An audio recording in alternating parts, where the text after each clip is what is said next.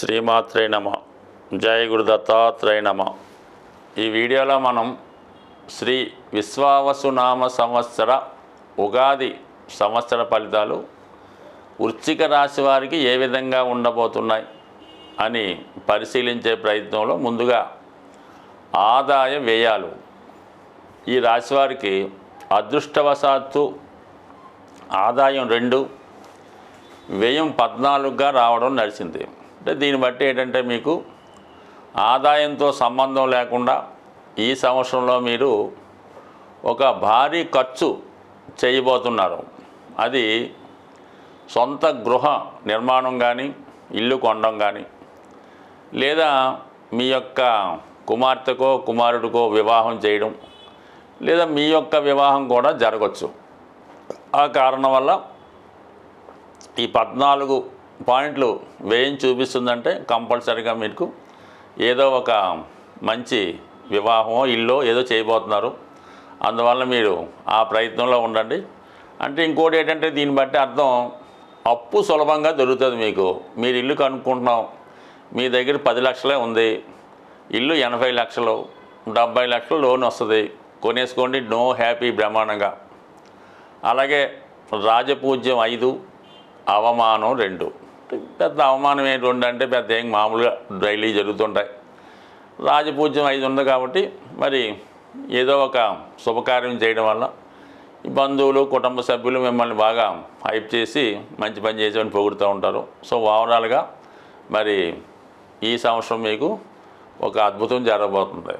ఇంకా గ్రహస్థితి పరిశీలించినప్పుడు మనకి కేవలం ఈ సంవత్సర ఫలితాలు కాబట్టి రాహువు, కేతువు, శని, గురువు ఈ 4 గ్రహాల గమనాన్ని తీసుకొని చెప్పడం జరుగుతుంది. ప్రస్తుతం ఒక విధంగా చెప్పాలంటే కొంత బెటర్ పొజిషన్లోకి వెళ్ళాడు శని. గత 2.5 సంవత్సరాలుగా 4లో ఉంటూ అర్ధాష్టమ శని మనసుకు కష్టం కలిగేలా చేస్తుంటాడు. ఇప్పుడు స్టార్టింగే మీకు మరి 5వ స్థానంలోకి మీనరాశిలోకి మారడం జరిగింది. ఒక విధంగా ఇది ఏదో పెనంలో నుంచి పొయ్యిలో పడినట్టు అయింది. అంత మించి పెద్ద ఏమీ ఉపయోగం లేదు. అయితే ఇది కొంత బెటర్.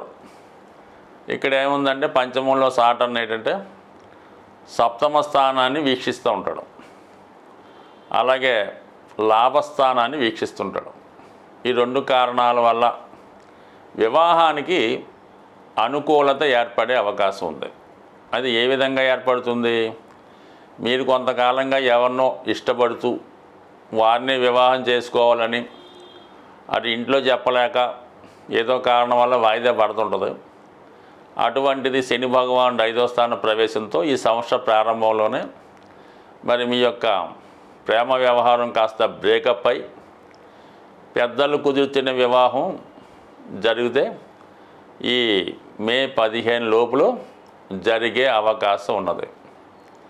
అలాగే మరి ఎక్కువగా స్పెక్యులేషను, షేర్ మార్కెట్టు, జూదం వాటి జోలికి వెళ్లకుండా ఉంటే మంచిది. అయితే అనూహ్యంగా అక్కడ మీకు మే 18వ తారీఖు వరకు 5వ స్థానంలో శని రాహుల కలయిక ఉండడం వల్ల ఎవరైతే వృశ్చిక రాశిలో ఉద్యోగం మార్పుకు ప్రయత్నం చేస్తున్నారో అది కూడా బ్యాంకింగ్ కానీ, సాఫ్ట్వేర్ కానీ, లేదంటే ఏదన్నా టెక్నాలజీ కలిగి ఉన్నటువంటి గొప్ప ఇండస్ట్రీలో, అలాగే ఫార్మాలో ఉన్న వాళ్ళకి మీకు ఊహించని విధంగా ఒక గొప్ప ఉద్యోగంలో మార్పు రావడం జరుగుతూ ఉంటుంది.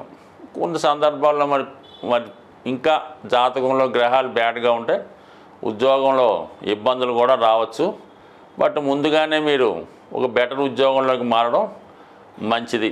మొత్తం మీద శని ఓకే, గతంలో కన్నా బెటరు. అంటే గతంలో మీరు ప్రయత్నం చేసి వదిలివేసిన ఉద్యోగం ఏమన్నా ఉంటే మళ్ళీ ఇప్పుడు ప్రయత్నం చేయండి, మరి టక్కన మీకు అవకాశం వస్తుంది. ఇక గురువు ప్రస్తుతం సప్తమ స్థానంలో చాలా వరకు అనుకూలంగా ఉండడమే జరిగింది. మే 15 వరకు ఇదే కంటిన్యూ అవుతుంది. ఈ మే 15 లోపు వివాహం జరుగుతుంది. దాని తర్వాత కూడా ఓకే, అష్టమంలో గురువు కూడా స్త్రీలకి వివాహాన్ని ఇవ్వడం జరుగుతుంటుంది, మాంగళ్య స్థానం కాబట్టి. అయితే మగవారికి అంతగా అవకాశం ఇవ్వడం. అయితే గురువు అష్టమంలోకి వెళ్ళినప్పుడు ధనస్థానాన్ని వీక్షిస్తాడు. అంటే ధనాధిపతి ధనాన్ని వీక్షించడం వల్ల మరి ఆకస్మిక ధనలాభం గురువు కారకత్వాలైనటువంటి మరి పుణ్యం వల్ల, మీ సంతానం వల్ల, అలాగే ఏదన్నా అదృష్టం కలిసి రావడం వల్ల పూర్వీకుల ధనమో గుప్త ధనమో లభించే అవకాశం ఉంది. మొత్తం మీద ధనయోగం లభిస్తుంది. అయితే కొంతమందికి ఏంటంటే 8, 4, 12 యాక్టివేట్ అవ్వడం వల్ల పుణ్య కార్యక్రమాలందు ఆసక్తి ఉన్నవారికి, మోక్షం కోసం ప్రయత్నం చేస్తున్న వారికి, ప్రశాంతమైన జీవితం గడుపుదాం అనుకున్న వాళ్ళకి ఈ గురువు చాలా వరకు సహకరించే అవకాశం ఉన్నది.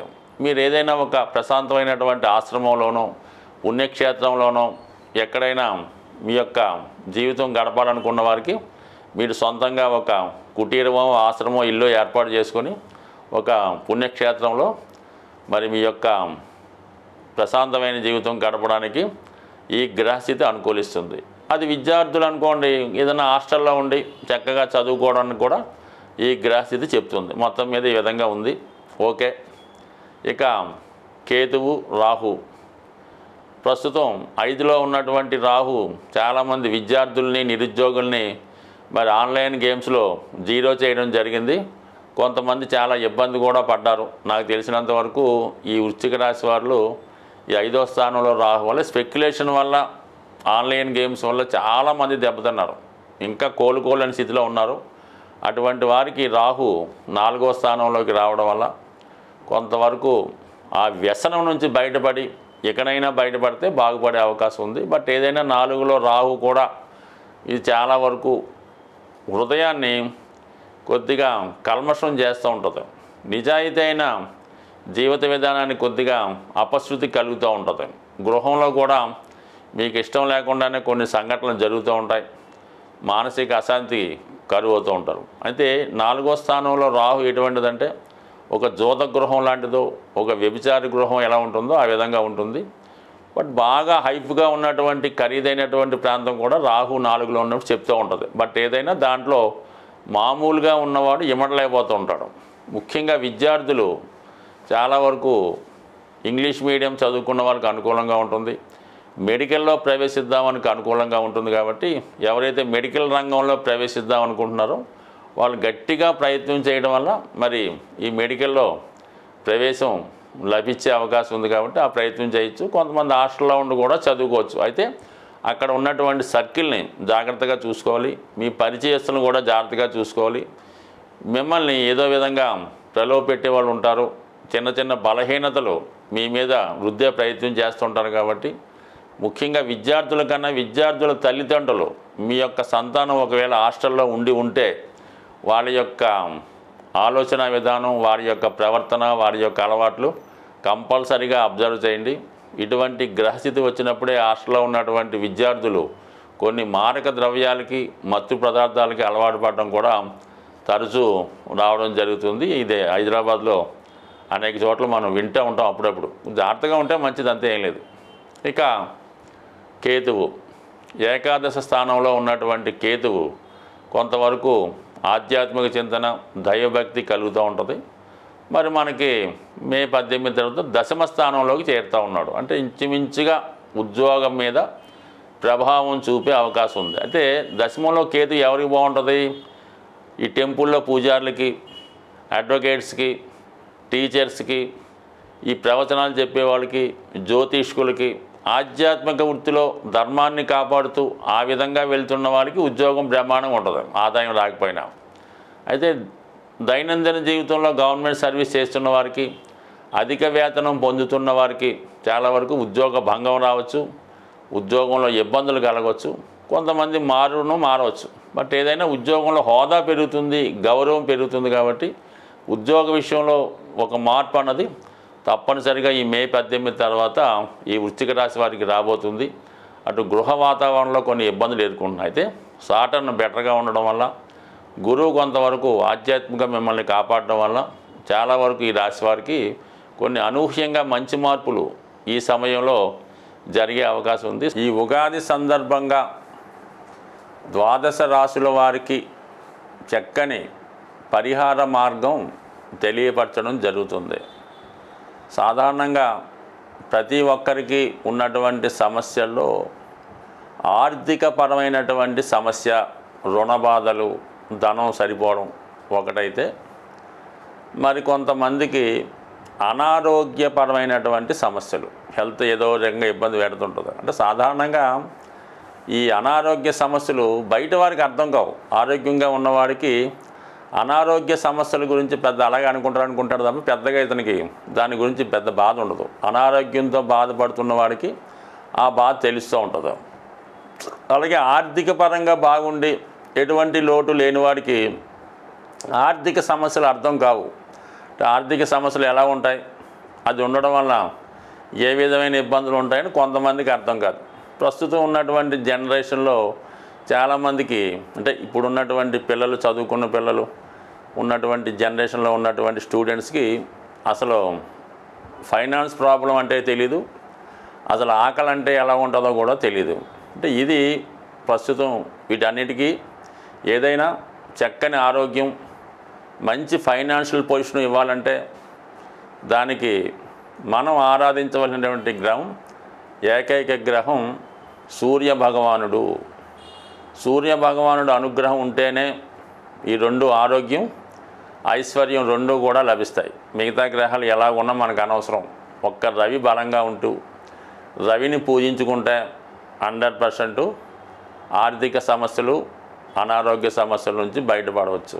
అందువల్ల ఏంటంటే మరి ప్రతి ఒక్కరూ కూడా ఈ ఉగాది నుంచి సూర్య భగవానుడిని ఆరాధిస్తూ ప్రతిరోజు సూర్య నమస్కారం చేసుకొని ఆదివారం నియమంగా ఉండడం. దాని తర్వాత ఏంటంటే ఈ క్యారెట్ ఏదైతే ఉందో అది ఆదివారం రోజు గోవులకి పెట్టడం వల్ల సూర్య భగవానికి సంతృప్తి కలుగుతుంది. అంటే క్యారెట్ ఆవులకి పెట్టవలసి ఉంటుంది. సూర్యునికేమో అవకాశం ఉన్నవాళ్ళు ఆదివారం రోజు పాయసం, అంటే గోధుమ నూకతో చేయనటువంటి హల్వా కానీ పాయసం కానీ నైవేద్యంగా పెట్టవలసి ఉంటుంది.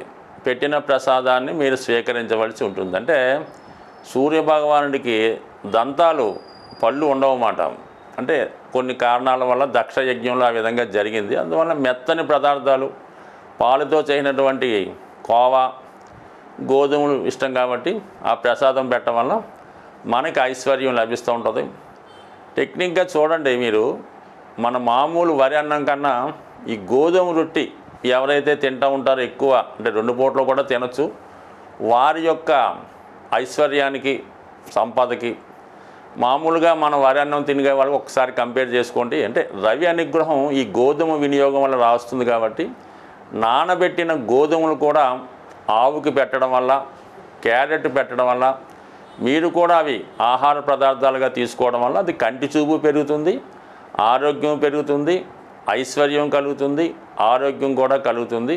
బట్ ఏదైనా సూర్య ఆరాధన, సూర్యాష్టక పారాయణ, ఆదిత్య ఉదయం నేర్చుకుంటే, చదువుకుంటే మొత్తం ఏ గ్రహ పరిహారానికైనా ఒకటే సమస్య, సూర్య ఆరాధన. స్వస్తి.